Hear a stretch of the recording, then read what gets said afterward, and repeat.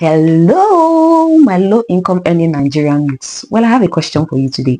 Is it possible to live below your means as a low income earning person in this country? I know that living below your means in 2026 might sound like suffering or an impossibility because you might be under pressure to look okay. You might be telling yourself, I'm not even making enough to survive. Talk more on living below my means. I know that Instagram is telling you, chase soft girl lifestyle, chase agbabola, premium or nothing. And I know that your salary or your monthly income is telling you, are big now, manage me now. And I know that you want to choose Instagram lifestyle because that is your dream. You want to live that life. Like you just want to exude abundance, right? I am so sorry, my love. I wish it was that way, but it isn't. You check it now. Your salary have not reached that lifestyle now. So today, let us, in all honesty, discuss about living below our means on a low income in Nigeria without feeling depressed about it. The first thing you have to do to live below your means on a low income is accepting the reality. This is by far the hardest thing to do, but the most important. This is where everything starts. Sit down, reflect on your life. How much do you earn? How much comes to you monthly from maybe your salary, from dash money, from dividends, whatever it is. At the end of the day, after all the calculations, it's 100,000, maybe it's 150, maybe it's 200, maybe it's even 70, 80,000. Just tell yourself the truth because you cannot begin to plan your life on something that is not a reality for you. You cannot be making 150,000 naira per month and then be living your life like you're living 500k. It cannot work. Like you just be so stressed. And that is not faith. Okay, that is self-sabotage. That is a wrong type of delusion. Your income in most cases is not your problem. Your problem is your expectation. Your problem is your inability to cut your coat according to your material. If you still choose to go to the market instead of the supermarket so that you can price things, my dear, you are normal. Okay, congratulations. For this year, I beg you in the name of God, just accept your reality and work with what you have. And I promise you that your financial stress will reduce a bit. If you do it for the whole of this year and it doesn't reduce, come back and call me a liar. And by the time you accept this, you see that you start making better financial decisions. Even if you're working towards what you want in life, you're working with what you have now for the meantime.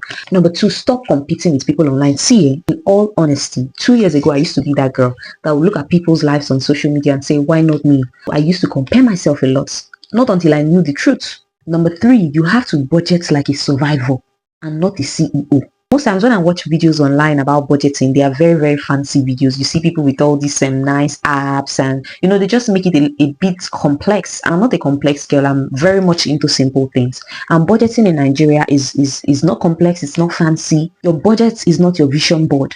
It's your survival tool. Whenever you get your income at the end of the month, the 4 questions you have to answer is, how much will I save? How do I eat from this? How do I move from this?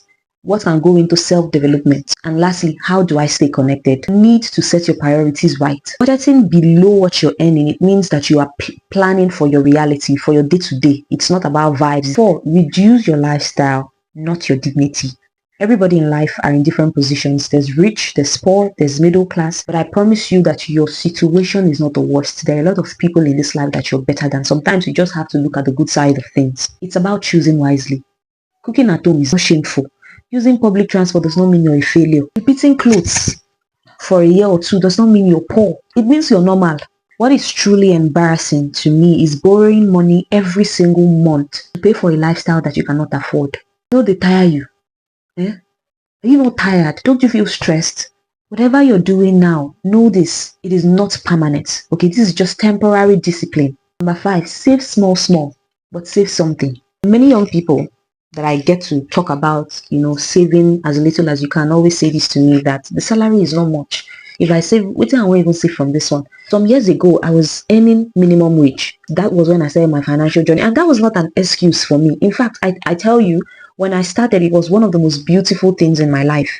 Earning small is not an excuse. If you cannot save 1,000 from that 50,000 you're making today, by the time you start making 1 million, I promise you that you'll not be able to save even the least 50,000 from it. What saving has come to teach me is control over your money. And saving is not when your salary enters and then you take the last thing after you've done all the wambe, after you bought everything you want for the house, after you've sorted yourself out, then what is left is what you don't want to put in your savings account. That's not saving. Immediately you get any money, the first thing you should do is remove that 10%, remove that 20%, remove that 50%, whatever works for you, and put it in that savings account. Even if it is small, My dear, the most important thing is that you're building the habits. 6, learn to say that I cannot afford it. So many financial gurus will say, you're complacent. It's because you don't want to work hard. Don't say I cannot afford it. Say, how will I afford it? My dear, with all the stress you are going through, and want to add that level of stress again to yourself, you cannot afford it. You cannot afford it. You did not kill anybody. Say it without shame. Say it without explanation. If someone is insulting you because you're cutting your coat according to your material, if someone is looking down on you because you're living your life based on your truth, let that be their problem. That person is not your friend. The confidence you require to live below your means surpasses the confidence you have when you have a lot of money. And lastly, remember why you're doing this. You're not living below your means necessarily because you enjoy it. I know you want options. What you're going through now, I know that you don't want to be like this for the rest of your life.